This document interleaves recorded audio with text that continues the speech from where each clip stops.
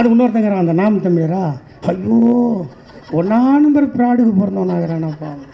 அவன் சொல்கிறாங்க, அரசியல் மேடைக்கு வந்துட்டு நான் வந்து கராத்தேக்கு போனேன், பிளாக் பெல்ட்டு பச்சை பெல்ட்டெல்லாம் சுற்றி செத்துனாங்க, நான் அப்படியே டபாஞ்சி ஓடினேன், எல்லோரும் இவன் பயந்து ஓடுறான்னாங்க, திரும்பி விட்டேன் ஒன்று. நீ ராஜா எங்கே இருக்கிறீங்க வாயன்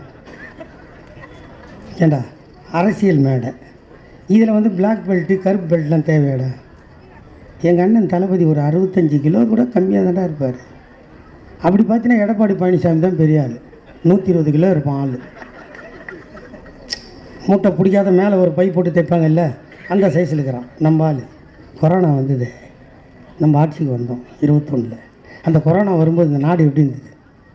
நிற்க நாதி இல்லை, ஆஸ்பத்திரியில் பெட் இல்லை, கேஸ் இல்லை, ஆம்புலன்ஸ் இல்லை, அவஸ்தைப்பட்டோம். வந்தோமா, வந்த உடனே புத்தி வேலை செஞ்சது. அந்த புத்தி எந்த புத்தி? தாத்தா கலைஞர் கொடுத்த புத்தி. அது இருந்ததுனால் கொரோனாவை ஒழித்தோமா இல்லையா? எடப்பாடி கிட்ட கேட்டோம், யோ ஒரு 5000 ரூபா கூடியா, பாவம் முடியாது, காசு இல்லை சொன்னார். அன்றைக்கே ஆட்சிக்கே வரல. அப்போ சொன்னார், இந்த முத்துவேல் கருணாநிதி ஸ்டாலின் ஆட்சிக்கு வந்தால் நீ கொடுக்க மறுத்த 4000 நான் கொடுப்பேன், ஜூன் மாதம் தருவோன்னோம். மே 2000, ஜூன் 2000 கொடுத்தோம். சொன்னால் போதாதுடா, மனசு இருக்கணும் கொடுக்கறதுக்கு. இப்படியெல்லாம் கொடுத்துருக்கிறோம். ஆகவே இங்கே இருக்கின்ற என் தாயை தமிழை உன்னை பார்த்து கேட்கிறேன், நீங்கள் உங்கள் நெஞ்சில் கை வைத்து சொல்லுங்கள், யாருக்கு வாக்களித்தால் இந்த நாடு நன்றாக இருக்கும்? நம்மை சுரண்ட பார்க்கிறான் பிஜேபி.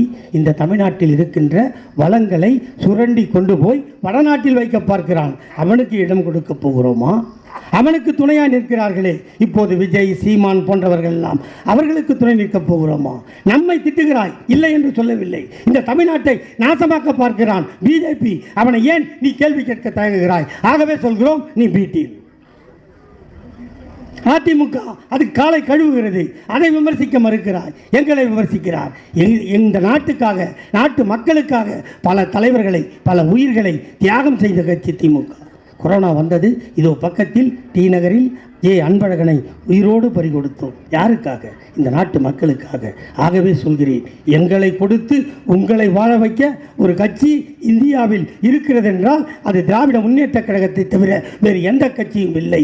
ஆகவே காலமாக நீங்களும் உங்கள் சந்ததியும் வாழ வேண்டுமா? வாக்களிப்பீர், உதயசூரியன் வாழ வைப்பீர் தமிழகத்தை.